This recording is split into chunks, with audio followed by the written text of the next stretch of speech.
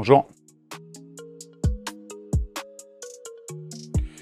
On a choisi toujours des dates qui sont un peu difficiles au mois de juin parce qu'il y a des championnats qui sont terminés depuis un petit moment, comme les championships au début mai, et puis on a la majeure partie des joueurs, pour pas dire tous les joueurs qui évoluent en Europe, sauf quelques-uns qui sont en Afrique, mais donc c'est plus simple en termes d'organisation, et également aussi on est souvent tributaire aussi des équipes contre qui on veut jouer. On avait fait le choix de jouer contre deux équipes africaines, une qui était devant nous au classement FIFA, qui sera le Mali, et une autre qui sera Madagascar. Donc voilà, les lieux de stage sont aussi choisis voilà, par des paramètres qui sont souvent un petit peu comme ça.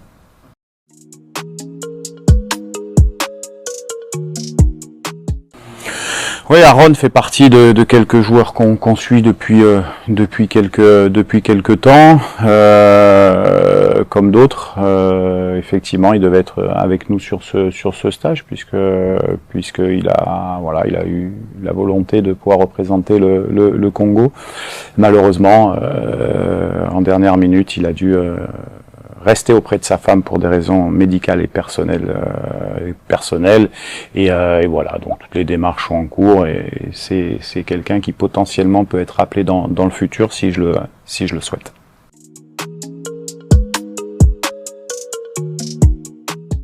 Ouais, il y a quelques joueurs qui sont indisponibles pour type de blessure, comme Grady Diangana qui soigne une cheville, et puis Silas également qui revient de blessure. Donc il y a quelques joueurs qui sont indisponibles effectivement pour blessure.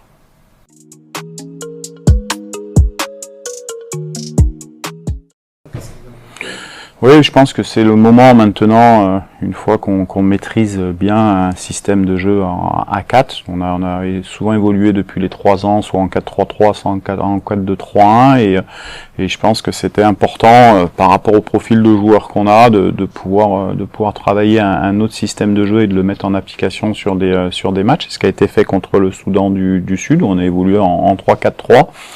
Bon, aujourd'hui, dans le football moderne, c'est important de pouvoir, et notamment en sélection, en fonction des joueurs qu'on appelle, en fonction des disponibilités, en fonction des indisponibilités aussi, d'avoir plusieurs systèmes de jeu sur lesquels on est à l'aise. Donc voilà, c'était une satisfaction. Ça nous apportait un peu plus de poids offensif en jouant à 3 attaquants, et ça va aussi dans notre recherche de bonifier nos éléments offensifs, parce que c'est vrai que sur la situation tactique de l'équipe globalement, on est assez équilibré, et on est encore en recherche de s'améliorer sur tout ce qui est animation offensive et finition. Et dans ce cadre-là, c'était intéressant de voir les garçons évoluer dans ce système de jeu. On était plutôt au niveau du staff technique satisfait de cela sur le match du Soudan du Sud.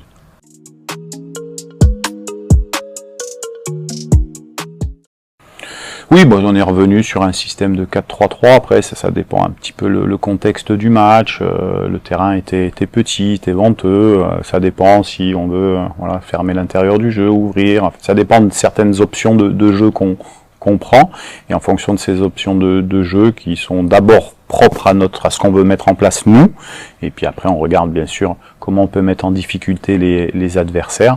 Là on avait choisi effectivement un système à 4, donc sur la dernière trêve c'est vrai qu'on a gagné 2 fois avec 2 systèmes différents, en marquant à chaque rencontre et en ne prenant pas de but, donc c'était plutôt une satisfaction.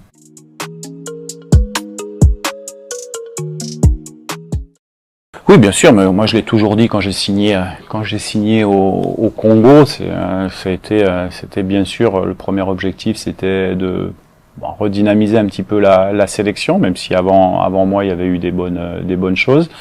Et puis on l'a validé assez rapidement sur une demi-finale de la CAN. Et puis tout notre projet, effectivement, il se repose sur l'amélioration à la fois du classement FIFA, mais également d'atteindre des objectifs. La Coupe du Monde et un objectif difficile, bien sûr, parce que sinon le Congo n'aurait pas été absent des Coupes du Monde depuis 1974, donc c'est difficile à atteindre. Aujourd'hui, il reste 4 journées, on est premier du groupe, donc on est dans cet objectif-là. Principal étant être premier du groupe à la fin des 10 matchs et pas à la fin de 6 matchs. Donc on sait les échéances qui nous attendent et on travaille notamment sur ce stage-là pour encore revoir certains joueurs, encore bonifier nos relations entre les joueurs pour essayer de s'améliorer, être prêt sur les dates du mois de septembre et du mois d'octobre, sachant que ça va juste se jouer jusqu'à la fin, ça va être difficile, mais on est présent, on est motivé et les joueurs savent les enjeux qu'il y a, donc voilà, on continue tranquillement notre route. C'est un objectif au même titre que le fait de s'améliorer dans notre jeu.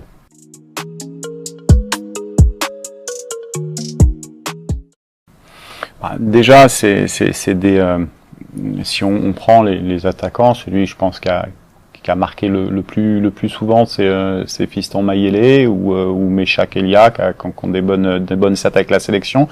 C'est des joueurs qui connaissent l'Afrique, et donc forcément on peut dire que le jeu, que ce soit en Europe ou en Afrique, sur certains matchs, la pression, il faut être capable de passer outre.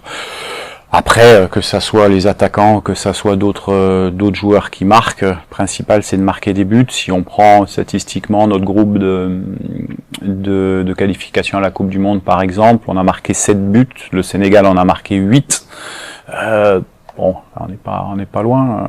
Donc je dirais que c'est un axe de progression, c'est sûr, et on attend tous à un moment donné cet attaquant qui va prendre le lead en attaque au niveau du Congo. Et aujourd'hui, de toute manière, je l'ai toujours dit, on est un collectif. Il n'y a personne qui peut faire la différence tout seul. On a de très bons joueurs et c'est collectivement qu'on fera la différence. Et on n'attend pas que individuellement quelqu'un nous fasse la différence. C'est vraiment collectivement et c'est ce qui se passe sur les matchs.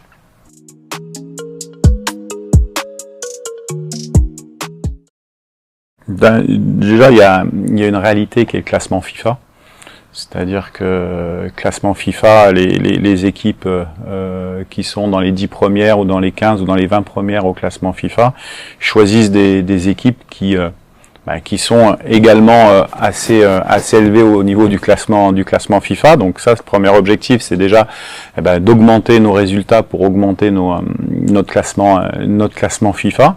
Et puis après d'être sollicité ou de solliciter des équipes d'un plus gros calibre. Mais je veux dire, aujourd'hui, si demain on se qualifie pour la Coupe du Monde, si demain on gagne une CAN, si demain on continue à progresser, on sera au même niveau. Mais aujourd'hui, la réalité, c'est qu'on doit continuer à travailler en toute humilité. Et même si on a une très bonne équipe, avec des très bons joueurs capables de rivaliser avec des nations européennes, aujourd'hui, on doit encore prouver sur la scène africaine qu'on est dans les 10 premiers, voire dans les 5 premiers classements FIFA pour avoir ces sollicitations là. Voilà, c'est une réalité parce qu'on part de loin et qu'aujourd'hui, je pense qu'en 3 ans, on a dû gagner une quinzaine de places au classement FIFA et on continue à avancer, mais ça prend du temps quand vous partez d'aussi loin.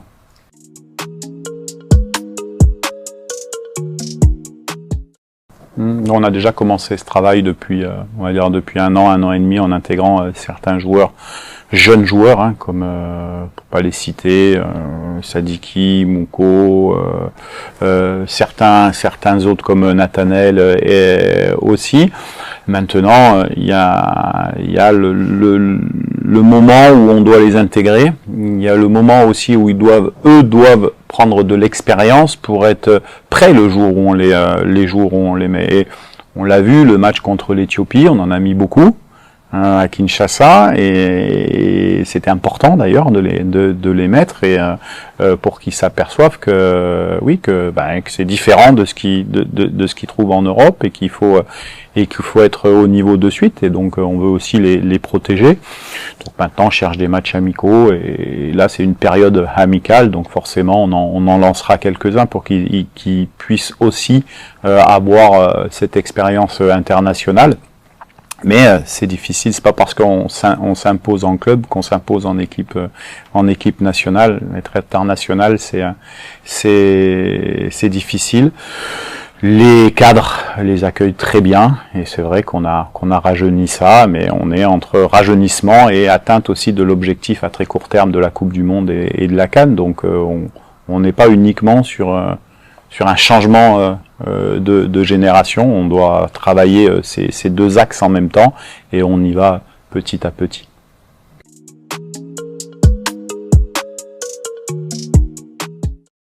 Bon, c'est un équilibre, hein. Vous savez, le système de jeu, on parle beaucoup de système de jeu, ça c'est pour la presse ou c'est pour les comptes Facebook et Twitter. L'animation est importante, c'est qu'à un moment donné, on puisse avoir un équilibre d'animation. Voilà, après, on travaille, on a des certitudes dans le jeu, ça c'est important, que ce soit des certitudes défensives ou des certitudes offensives. Maintenant, il y a toujours des axes de progression, on essaye de bien évaluer ce qu'on fait de bien et ce qu'on fait de pas bien, parce que c'est important, la critique constructive est importante pour pouvoir s'améliorer. Après, les joueurs, l'état d'esprit des joueurs est déterminant. On a la chance ici dans l'équipe d'avoir des vrais guerriers, des vrais joueurs très attachés au Congo. Et ça, c'est une valeur qu'on veut pas perdre. On appelle quelques joueurs. Il y a d'autres joueurs qu'on pourrait parler, hein, qui jouent dans des grands clubs, sur lesquels je me suis entretenu avec eux. Et quand je sens pas la motivation extrême de représenter le Congo ou de se battre pour l'équipe, je ne les convoque pas. En priorité, c'est l'état d'esprit et l'amour du maillot. Après, les qualités, bien sûr, footballistiques, mais pour moi, ils arrivent après.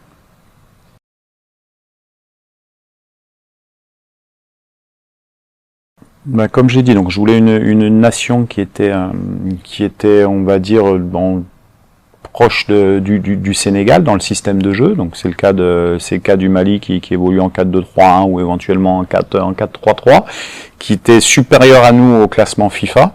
Donc ça c'est le cas du Mali.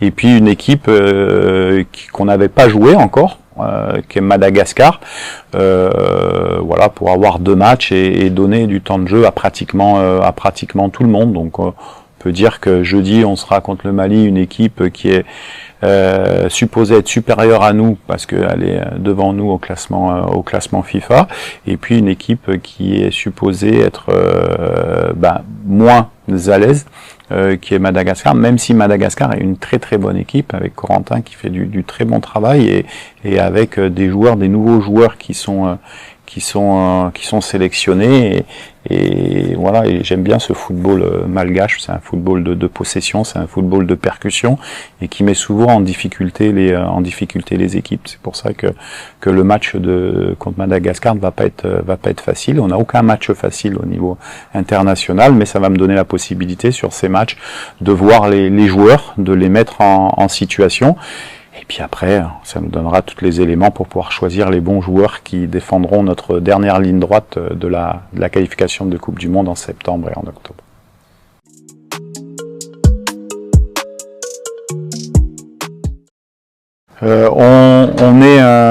On a appelé Steve Kapwadi, c'est un garçon qu'on suit depuis quelques temps, défenseur central gaucher, donc on a envie de voir comment de l'évaluer sur ce stage. Également Pouloulou qui fait une bonne saison.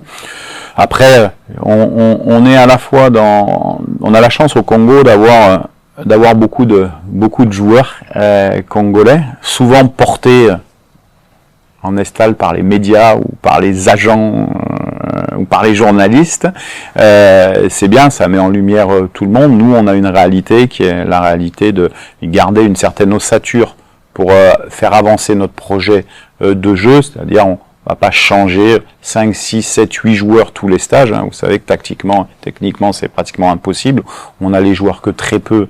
On s'appuie sur des certitudes qui nous ont amenés à la demi-finale de la CAN, qui nous ont amenés à être premiers du groupe de qualification en Coupe du Monde. Donc nous, ce qu'on essaye de faire, c'est simplement de rajouter quelques petites touches pour encore améliorer l'équipe, mais sans perdre ce déséquilibre. Donc il y a des joueurs que vous avez cités, par exemple comme Willy Camboila, qu'on a sollicité depuis un an maintenant, qui a pas voulu répondre favorablement au départ à nos sollicitations. Il était en transfert avec Villarreal. C'est un jeune qui aime beaucoup le Congo et qui aujourd'hui est ouvert à jouer.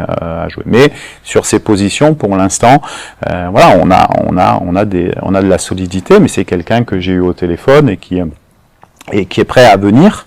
Et le moment viendra où il va venir. Parce qu'il est jeune, parce qu'il fait partie du futur aussi de la sélection congolaise. Voilà. Après, d'autres joueurs, on est en contact avec d'autres joueurs, mais aujourd'hui, on est content avec les joueurs qu'on a. Les joueurs qui vont venir nous rejoindre sur ces projets de 1 an, c'est-à-dire Coupe du Monde et puis Cannes, ça sera des joueurs qui nous amènent un plus aujourd'hui, parce qu'on sort d'un travail de 3 ans avec des joueurs qui ont fait beaucoup d'efforts, qui ont représenté le Congo fièrement. Maintenant, on est une sélection, donc tout joueur qui peut nous apporter le plus viendra nous rejoindre, mais on cassera pas l'équilibre d'état d'esprit d'abord, l'équilibre tactique, et ça c'est une certitude. Maintenant, on parlait de Aaron Wan-Bissaka qui va venir nous rejoindre si on le décide dans les prochains stages. Willy qui peut être aussi à un moment donné. Puis vous savez, c'est des opportunités la sélection. On ne sait pas qui sera disponible au mois de septembre. Peut-être qu'on aura, je le souhaite pas, mais 1 ou 2 absents et on le remplacera. En tout cas, on suit une base de 100 joueurs, que ça soit en Europe, mais que ça soit également en Afrique et au Congo. Hein.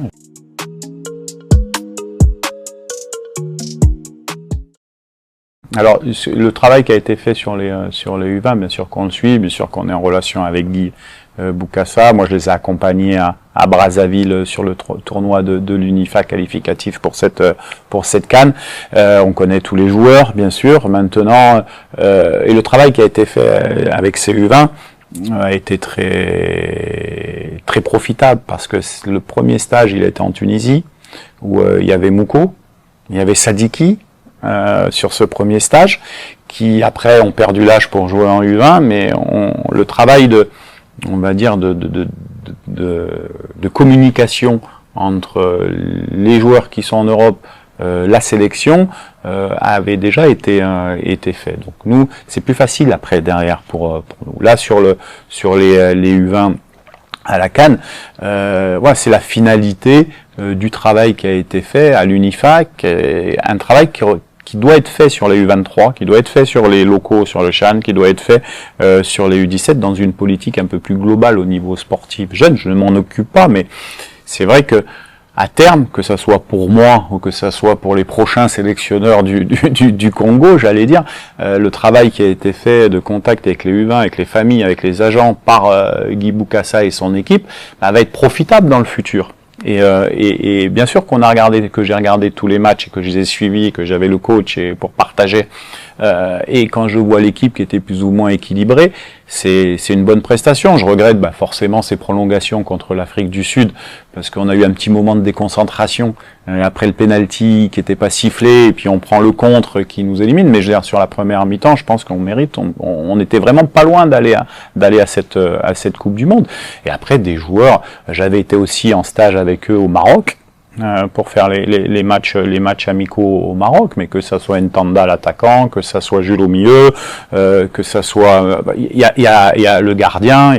Donc il y a des joueurs qui ont l'amour du Congo, du maillot, qui l'ont montré, et qui à un moment donné, s'ils progressent, ça sera plus simple pour la sélection A de pouvoir les sélectionner. Donc voilà, nous on est aujourd'hui dans cette optique-là de se dire, il va falloir commencer à changer, pas à changer, mais à renouveler la génération.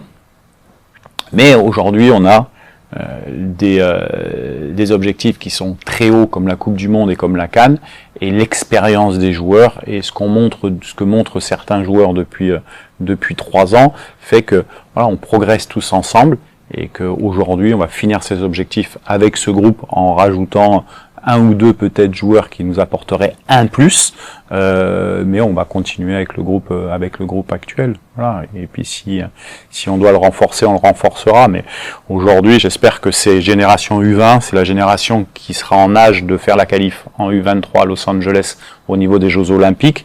Il faut continuer à travailler avec cette génération qui fasse U20, U23 et puis bien sûr A à terme.